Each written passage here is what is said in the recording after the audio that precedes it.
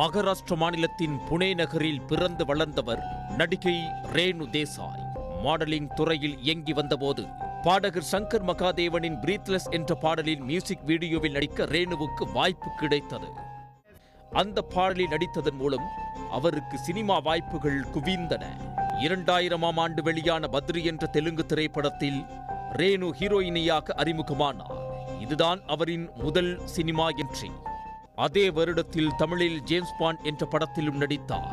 பின்னர் 2003இல் வெளியான ஜானி தெலுங்கு திரைப்படம் ரேணுவின் கரியரில் முக்கியமான படங்களில் ஒன்றாக கருதப்படுகிறது. இந்த படத்தில் ரேணு நடித்த கீதாஞ்சலி என்ற கதாபாத்திரம் ரசிகர்களிடம் நல்ல வரவேற்பை பெற்றது. திரைத்துறையில் ரேணு நட்சத்திரமாக ஜொலித்தாலும் அவரின் தனிப்பட்ட வாழ்க்கைக்காக எக்கச்சக்கமான விமர்சனங்களை எதிர்கொண்டிருந்தார். தெலுங்கு நடிகரும் அரசியல்வாதியுமான பவன் கல்யாணை ரேணு 2000ஆம் ஆண்டு பத்ரி படப்பிடிப்பில் முதலில் சந்தித்தார். ஆரம்பத்தில் அது தொழில் ரீதியிலான நட்பாகவே இருந்தது. ஆனால் படப்பிடிப்பு காலத்தில் இருவருக்கும் நெருக்கம் அதிகரிக்கவே பின்னர் அது காதலாக மாறியது. அந்த காலகட்டத்தில் பவன் கல்யாண் தனது முதல் மனைவியை பிரிந்திருந்தார். இதனால் ரேணுவை திருமணம் செய்து கொள்ளாமலேயே லிவ்-இன் ரிலேஷன்ஷிப்பில் வாழ்ந்து வந்தார். 2004ஆம் ஆண்டு இந்த ஜோடிக்கு அகிரானந்தன் என்ற மகன் பிறந்தார். அதன் பிறகு 2009 ஜனவரி 28ஆம் தேதி ஹைதராபாத்தில் பவன் கல்யாணும் ரேணு தேசாயும் திருமணம் செய்து கொண்டனர். இந்த தம்பதிக்கு 2010இல் ஆத்யா என்ற மகள் பிறந்தார். ரேணு பவன் கல்யாண் தம்பதியின் திருமண வாழ்க்கை சில வருடங்கள் அமைதியாக சென்றாலும் 3 வருடங்களுக்கு பிறகு இருவருக்கும் கருத்து வேறுபாடுகள் ஏற்பட்டதாக கூறப்படுகிறது. 2011ஆம் ஆண்டு இருவரும் விவாகரத்து மனு தாக்கல் செய்தனர். 2012இல் நீதிமன்றம் அவர்களுக்கு அதிகாரப்பூர்வமாக விவாகரத்தை வழங்கியது.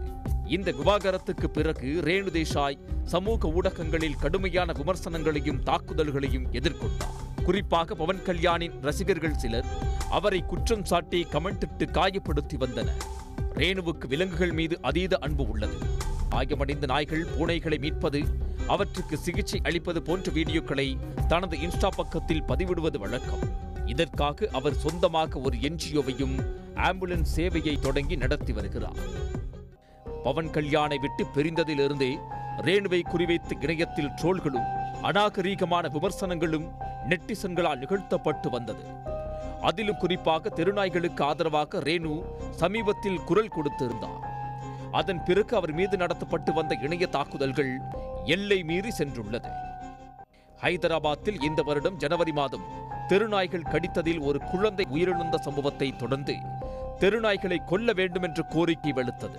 இதற்கு எதிர்ப்பு தெரிவித்து பேசிய ரேணு தேசாய், கொசுக்கடியால் ஆயிரக்கணக்கானோர் உயிரிழக்கும் போது கொசுக்களை ஒழிக்க போராடாத நாம் ஏன் நாய்களை மட்டும் குறிவைக்கிறோம் என்று கேள்வி எழுப்பியிருந்தார். குறிப்பாக குழந்தைகள் பாலியல் வன்கொடுமை செய்யப்படும் போது வராத ஆத்திரம் நாய் கடித்தால் மட்டும் ஏன் வருகிறது என்ற அவரது ஒப்பீடு சமூக வலைத்தளங்களில் கடும் விவாதத்தை ஏற்படுத்தியது. இந்த சம்பவத்திற்கு பிறகு நெட்டிசன்கள் ரேணு தேசாயை மிக கேவலமான முறையில் ட்ரோல் செய்ய தொடங்கினர். 2012ஆம் ஆண்டு நடந்த விவாகரத்தை மீண்டும் கிளறி பவன் கல்யாண் ரேணுவை பிரிந்ததற்கு காரணம் அவரது குணாதிசயம்தான் என்று தனிப்பட்ட முறையில் தாக்கி விமர்சித்தனர்.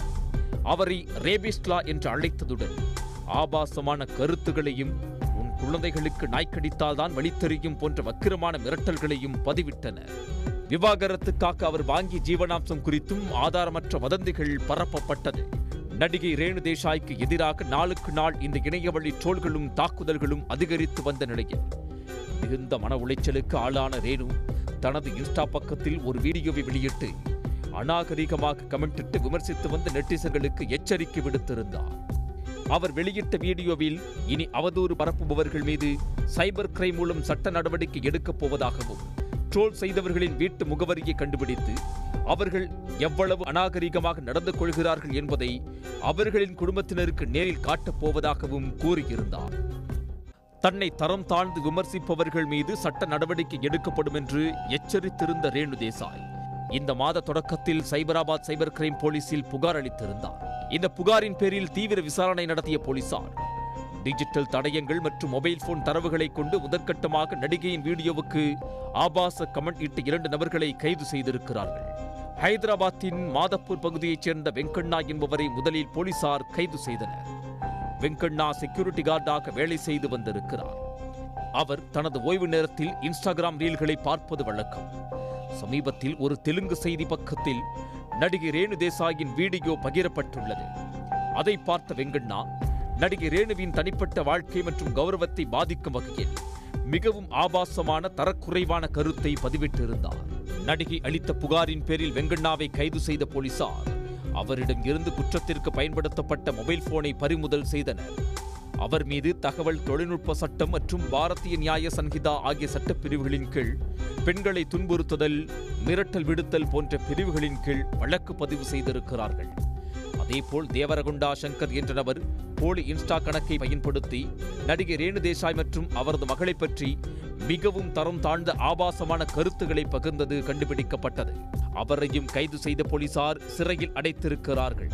சமூக வலைத்தளங்களில் அனாமதேயமாக இருந்து கொண்டு யாரையும் தரக்குறைவாக விமர்சிக்க முடியாது என்றும், டிஜிட்டல் தடயங்கள் மூலம் குற்றவாளிகள் எங்கு இருந்தாலும் எளிதில் பிடிபடுவார்கள் என்றும் இந்த சம்பவத்தின் மூலம் போலீசார் கடுமையான எச்சரிக்கையை விடுத்துள்ளனர்.